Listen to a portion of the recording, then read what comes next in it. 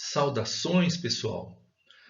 Como vocês estão vendo, nosso trabalho de hoje é sobre o MRP2. Deixa eu ligar aqui o laser point. Muito bem.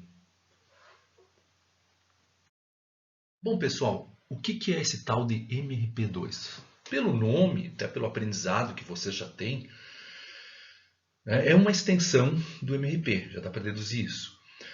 Vocês foram bem na prova, tiveram um ótimo desempenho, então já estão cientes aí do que a gente está tratando.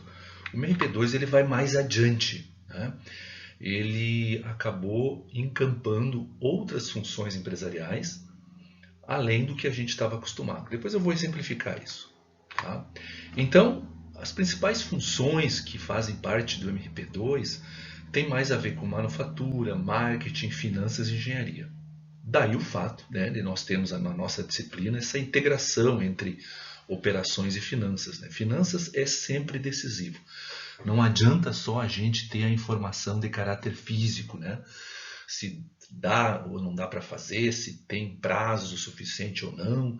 A gente precisa muito das informações de caráter financeiro, de custos para a tomada de decisão completa.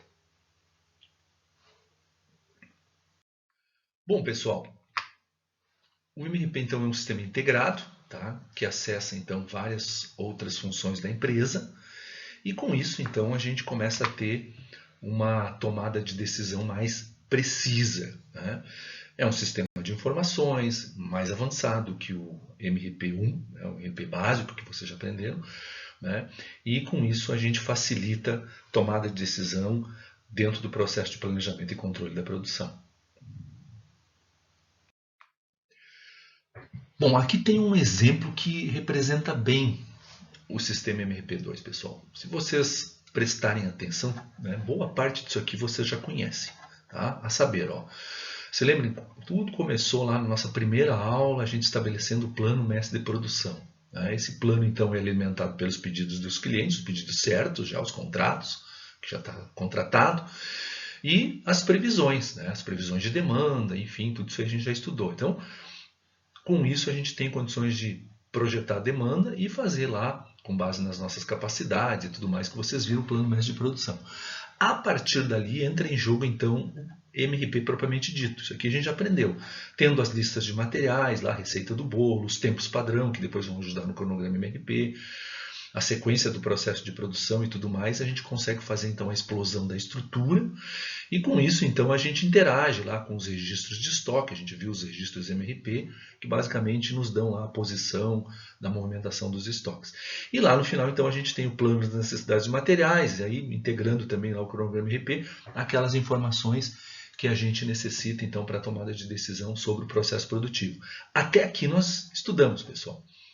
Agora a gente vai um pouco mais adiante no RP2, né? Porque ele explode um pouquinho mais o plano de necessidades de manufatura, principalmente com relação à questão de custos e dados financeiros. Depois a gente vai ver um exemplo sobre isso. E aí tem, né, os famosos relatórios de compra, um pouquinho mais incrementados, os relatórios financeiros e contábeis, relatórios de vendas e marketing, de recursos humanos, né, escala de produção, custos da mão de obra direta, e os também mais incrementados aí, relatórios de manufatura. Observe, né? Tá? Tudo isso aqui é um fluxo integrado e todas as informações estão circulando. Não é fácil trabalhar com isso aqui só com planilha de Excel. A gente depois vai fazer uma breve simulação para vocês entenderem a moral da história, mas por isso que a gente precisa de sistemas.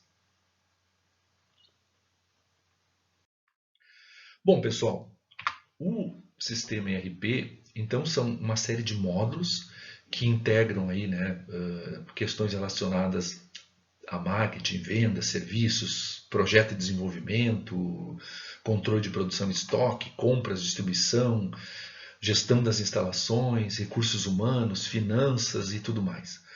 E o bom dele, pessoal, é isso aqui, ó. Não há duplicação de informações. O dado entra uma única vez numa base de dados e alimenta todas as demais funções.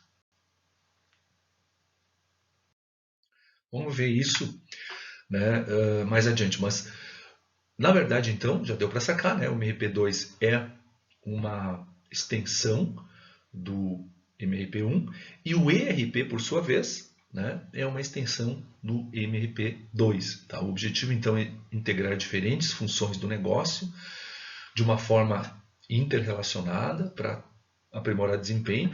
E esse interrelacionamento, inclusive, se dá com clientes, fornecedores e até outras partes interessadas. Eventualmente, né, a gente já viu aí em sistemas públicos os ERPs que interagem com bases de dados governamentais.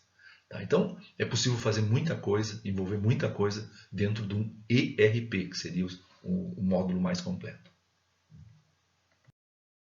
Aqui a gente tem um exemplo para uma empresa de sanduíches. Tá, pessoal?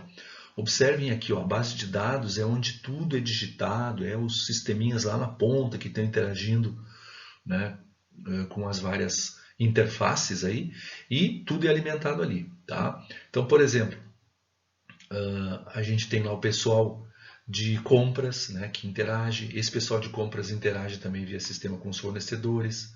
Tá? Então, com isso, acrescenta dados nessa base.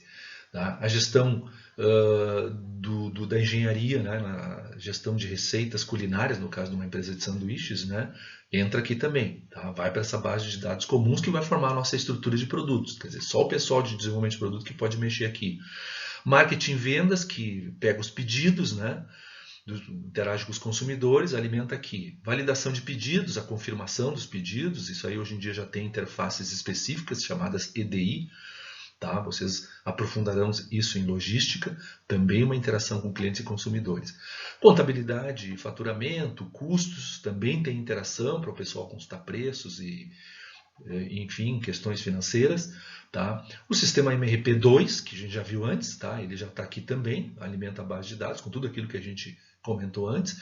Distribuição, logística, também tem uma interface com transportadoras, com os meios logísticos da empresa, ou seja, bem mais completo. Depois tem um videozinho ali no nosso material que ajuda vocês a captar melhor esta informação. Né?